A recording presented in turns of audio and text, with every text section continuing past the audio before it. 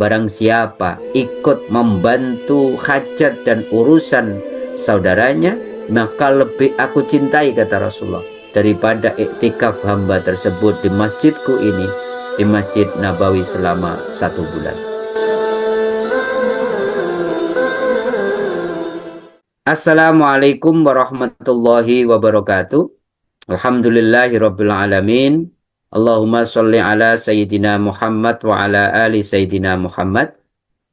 Sahabat-sahabatku pemirsa channel Tauhid Cinta, alhamdulillah kita sudah memasuki hari-hari bulan Ramadan. Semoga kita diberikan umur panjang, diberikan sehat walafiat, diberikan ghirah atau semangat untuk mengisi bulan Ramadan kita dengan amal-amal terbaik. Dan mudah-mudahan seluruh amal kita di bulan Ramadan ini, puasa kita, tadarus Al-Quran kita, tarawih kita, sedekah kita, iktikaf kita, dan amal-amal lainnya diterima oleh Allah Subhanahu wa Ta'ala. Amin. Amin ya Rabbal Alamin.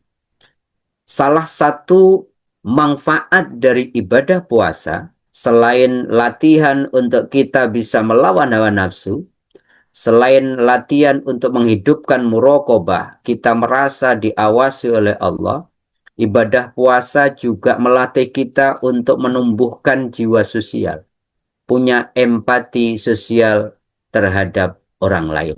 Abu Hurairah dalam salah satu riwayat At-Tabrani itu pernah memasuki Masjid Nabawi berniat untuk iktikaf. Tetapi kemudian ketika mau iktikaf, dia melihat salah seorang sahabatnya di ujung Masjid Nabawi iktikaf tapi kelihatannya gelisah karena dia punya masalah. Maka Abu Hurairah kemudian menghampiri sahabatnya tadi dan bertanya, "Kenapa saya lihat Anda iktikaf tapi tidak fokus dalam iktikafmu? Kelihatan engkau punya masalah." Singkat cerita, sahabat tadi mengatakan memang dia sedang punya masalah dalam kehidupannya. Maka apa yang terjadi? Abu Hurairah kemudian mengatakan, "Ayo keluar dari masjid, insya Allah saya akan bantu masalahmu."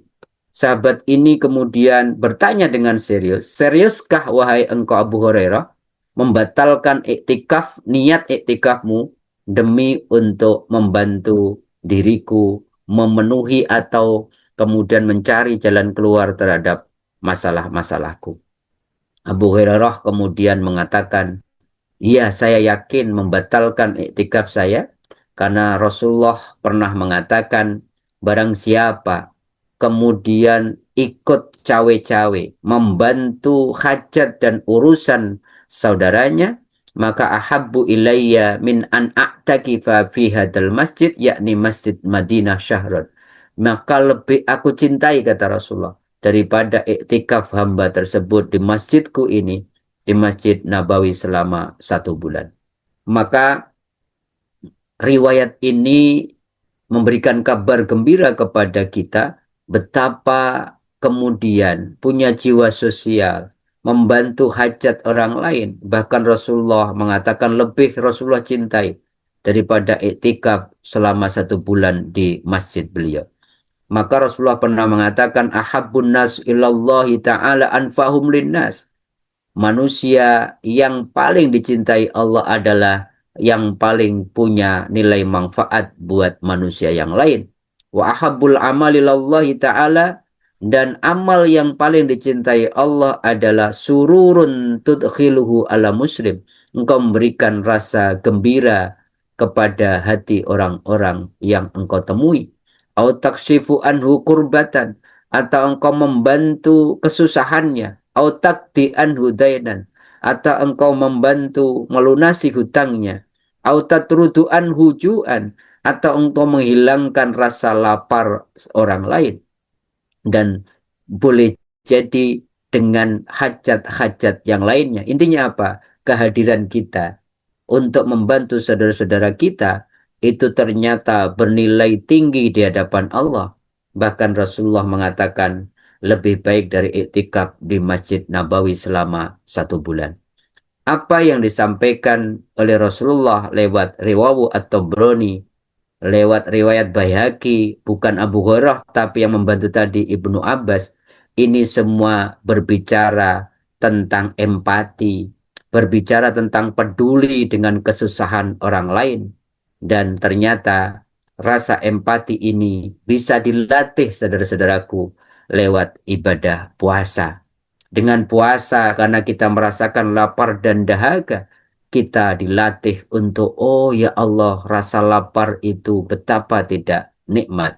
Rasa dahaga itu tidak nyaman. Sehingga kalau kita selama 1 bulan merasakan lewat ibadah puasa, pernah merasakan lapar, pernah merasakan dahaga, diharapkan apa? Tumbuh empati sosial kita, tumbuh jiwa sosial kita. Untuk apa? Untuk kemudian peduli dengan orang-orang yang kurang beruntung di sekitar kita. Bahkan kemudian kalau puasa kemudian berhasil, puasa kita benar, maka kemudian jiwa sosial kita insya Allah menjadi tumbuh. Bahkan dalam hadis ini kan membantu saudara, membantu orang lain, bahkan nilainya lebih baik daripada iktikaf.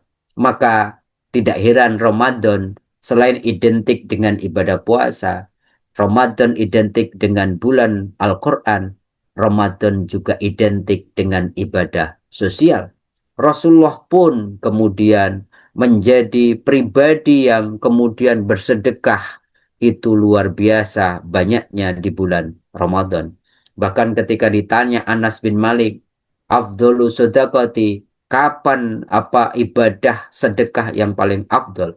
Ayu sedekati afdol ya Rasulullah. Kapan sedekah yang paling afdol itu? Rasulullah mengatakan as-sadaqatu fi Ramadan. Sedekah di bulan Ramadan. Karena Rasulullah SAW ajwadun nas. Bunda Aisyah pernah mengatakan Rasulullah itu orang yang paling dermawan. Wa kana ajwadu mayakunu Ramadan. Tetapi kedermawanan Nabi itu meningkat luar biasa ketika memasuki bulan Ramadan. Inna Allah Ta'ala jawadun. Allah itu maha dermawan. Wa yuhibbul jud. Dan Allah mencintai orang-orang yang suka berbagi atau orang yang dermawan. Maka dalam ibadah puasa, sekali lagi kita dianjurkan untuk melatih diri kita, untuk menumbuhkan jiwa sosial dan empati kita. Salah satunya Rasulullah menganjurkan kita dalam ibadah puasa di bulan Ramadan. Kita latihan untuk apa? Man fatara iman, yaitu minimal latihan memberikan sebagian rezeki kita untuk membantu orang-orang yang sedang berbuka.